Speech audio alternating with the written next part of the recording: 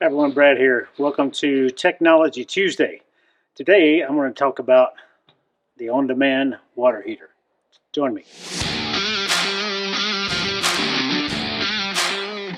Based on the questions we often get on this type of water heater, I hope to dispel some fears, teach you how to troubleshoot your own stuff, and help give you confidence in this equipment.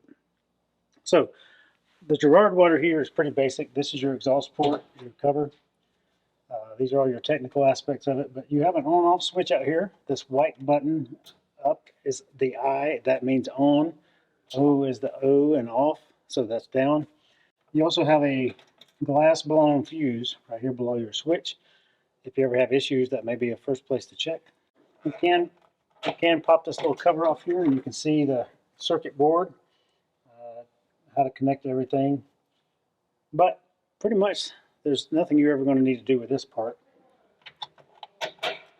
You have a high pressure relief valve here in the corner with a tube that you can pull and drain water out of it, or if it's over pressurized, it will flow out of that little over pressurization valve. When you close this door, make sure it's locked and in place, give it a tug so it doesn't fly open when you're driving down the highway. The other component of this water heater is inside. Here in this particular model of the bathroom is your interior control panel. Again, this goes temperature up or down, and Celsius or Fahrenheit, or turns this control panel off or turns this control panel on. Once you first turn on your water spigot to hot, there's three icons at the bottom of the screen shows up. The first one looks like a faucet spraying water. Second one looks like a fan, and the middle one looks like a flame. Once the flame comes on, you can start seeing the temperature count up. Again, if you're out of propane, or there's a faulty ignition system or sequence, or there's something going on with the rig, there'll be an error code, E1, E2, E3, whatever the error codes are. You can simply Google that, tell you what process it is. But if there's ever an overpressurization, an over temperage, or air in the gas line, so you change out a propane tank and you still have air in the lines, it may not fire right away. Turn your water off, your hot water off, let it sit for a few minutes, and then try your hot water system again. That typically resets the process, and it will typically work.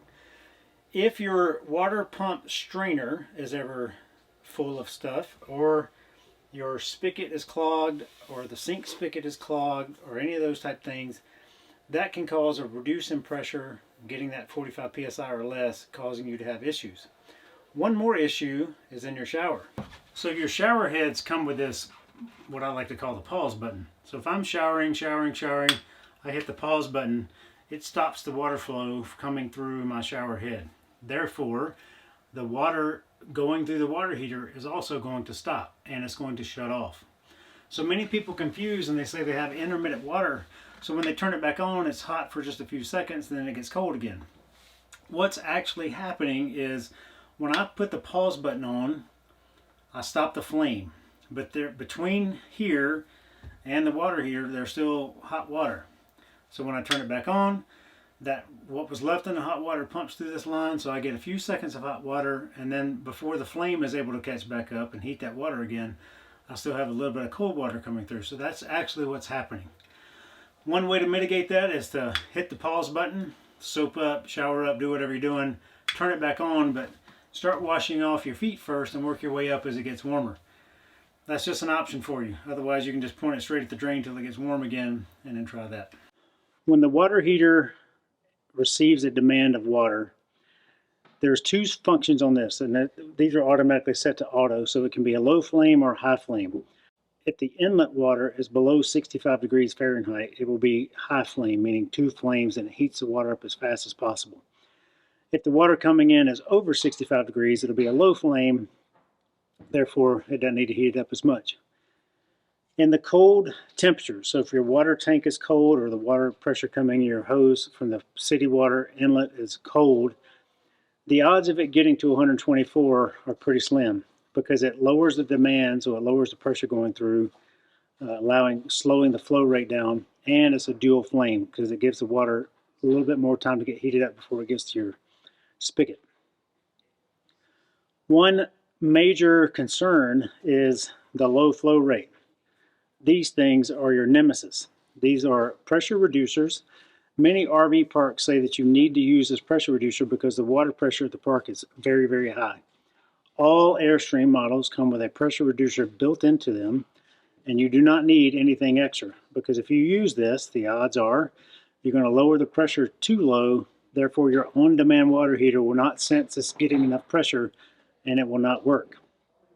These type water heaters require at a minimum 45 psi coming through, or a 0.7 gallon per minute flow rate.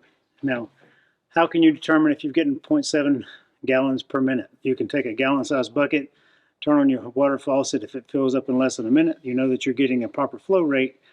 That's a troubleshooting step you might want to use. But if you ever put one of these on, odds are your water heater will not work as advertised. Final thoughts on the water heater. In this particular model, the water heater is closest to the bathroom sink. Therefore, that's going to be the spigot that heats up fastest once I turn it on. The kitchen sink in this model is the farthest away from it. And the shower is the second farthest away from it, and the outdoor shower is the absolute farthest away from it. So the farther away from it, the additional seconds it takes for hot water to get to that. And again, it's on demand. If you ever stop the flow for any reason and then turn it back on, there will be a brief period of warm water that was already heated before, then there's a brief period of cold water, and then it'll get hot again. Now, finally, storing your rig or winterizing your rig. The on-demand water systems in here, there's no bypass valve. If any of you are familiar with the tanked water heaters that used to be in all RVs, you had to bypass it and you couldn't put RV antifreeze through it. This Girard water system and heater can accept the non-toxic RV antifreeze, no problem. Part of the winterization process for this particular rig is to open up that outside pressure relief valve and let pink flow through that as well. Or you can winterize it with air. Air pressure blowing through there does not bother it at all. So either one is fine, but you still must do that. Speaking of winter camping in this rig, there's a temperature sensor on the rig itself. So outside, if it gets below 35 degrees inside that water heater compartment, a flame will kick on and it will warm it up. Once it gets up to 48 degrees, the flame will shut off. Therefore, it prevents the water heater from freezing outside, or any of the water lines freezing outside during winter camping. But your battery has to be on and you have to have propane. That's all for this Technology Tuesday. Thank you very much for joining me and allowing me to be a part of your day. Should you have any questions about this or any other thing on your rig, please give us a call, send us an email, or better yet, stop by. We'd love to meet you. Have a great day, everyone, and happy adventure.